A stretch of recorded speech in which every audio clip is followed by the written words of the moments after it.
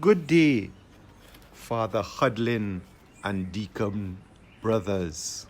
Since I did not take the opportunity to read and reflect on one of the chapters, I thought I would do so now. And I have chosen chapter 9 of the Archbishop's book, Birthing the Word of God, a little book on Christian preaching by the Most Reverend Dr. Charles Jason Gordon. Chapter 9 deals with authentic integral human development. Chapter 9, Authentic Integral Human Development by Deacon Hilary Bengochea. Chapter 9, Authentic Integral Human Development. The Archbishop starts the chapter by saying the preacher communicates not just the content, but by his very words demonstrates and shares his view on the human person. And this view of the human person should be the Catholic view. And the Catholic view is that each person and community has the capacity for growth and development. This view of the human growth and development is one that must be authentic, integral, genuine, and holistic.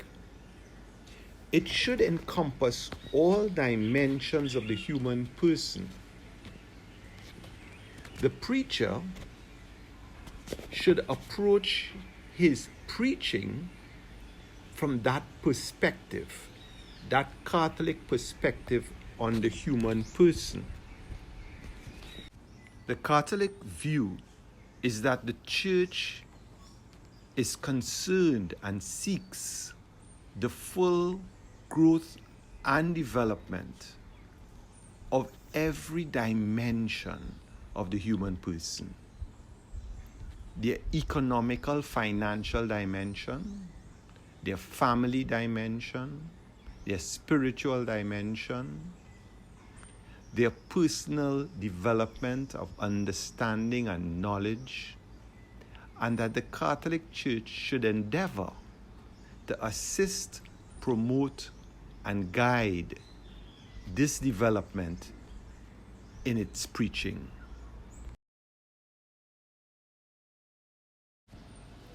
The Archbishop goes on to say that this Catholic view has been in development and progressed for over 100 years, from Pope to Pope, expressed through their encyclicals, from Rerum Novarum 100 years ago, to Populorum Progresso, to Caritas in Veritate, arriving at Pope Benedict XVI's statement that authentic integral human development is the vocation of the Church, and that all activities must be directed towards this end.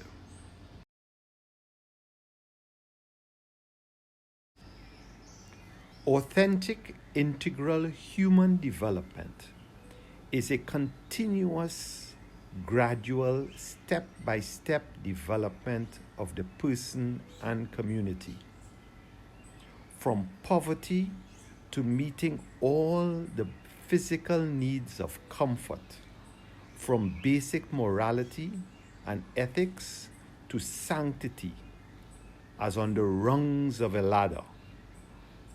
And the homily is the best place where we can assist our people in understanding this vocation to continuous development, and understanding that this development is one of incremental steps made every week towards a life of holiness.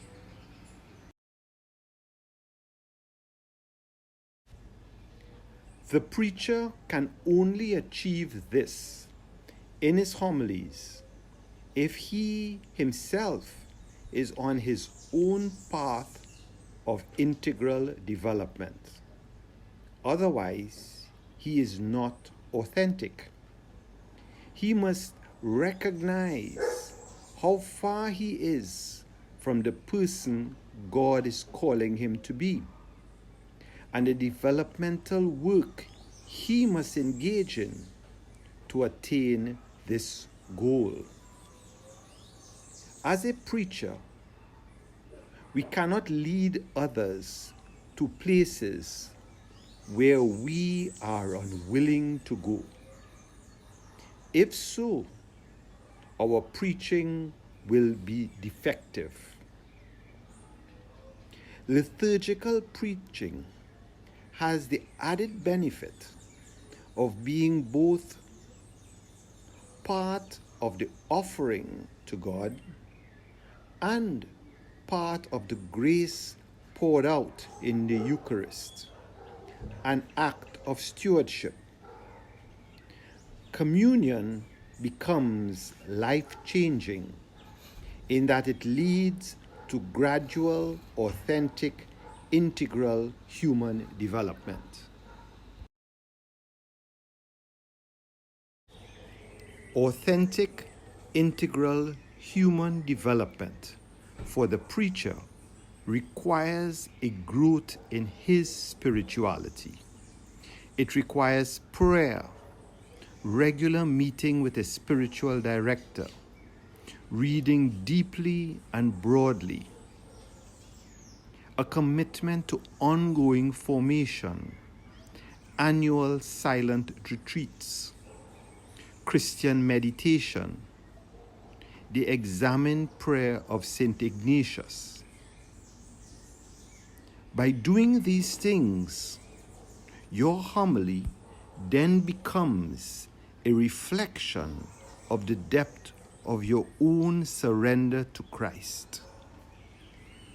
You are authentic. The end of the chapter. Thank you.